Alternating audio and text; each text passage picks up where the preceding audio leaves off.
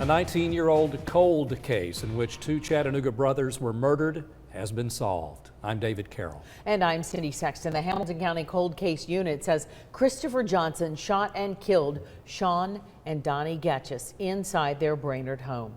The 1997 murder gained national attention. It was featured on America's Most Wanted. Police said at the time there wasn't enough evidence to convict anyone until now.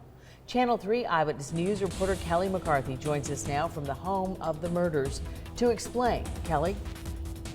The brothers were found dead in this home, and now after all these years, the district attorney's office says they finally know what happened. But the reasoning behind their deaths, the Goetcheus family says, is hard to understand. I didn't believe that this story could be the true story because there had been other stories along the 19 and a half years that sounded actually more viable.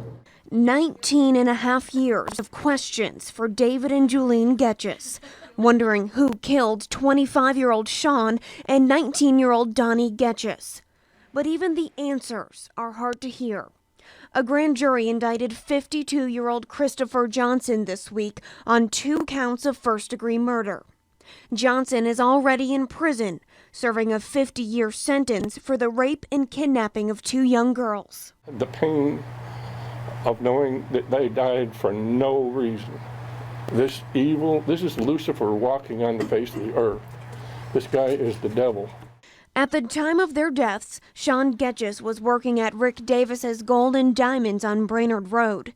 District Attorney Neil Pinkston says Sean had a videotape of illegal activity involving Rick Davis.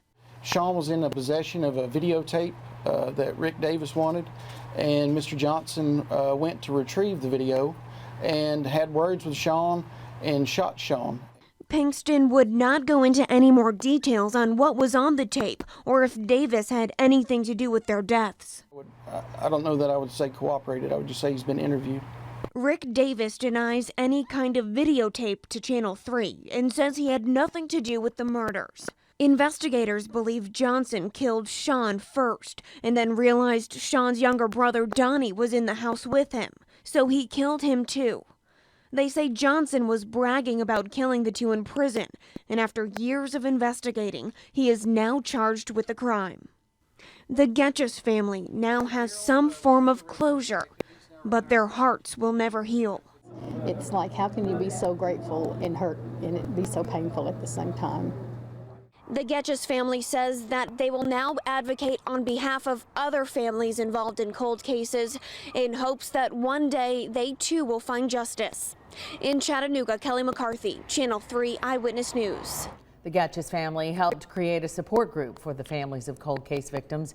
They meet on the last Friday of every month at the Cold Case Unit office. We have details on our website.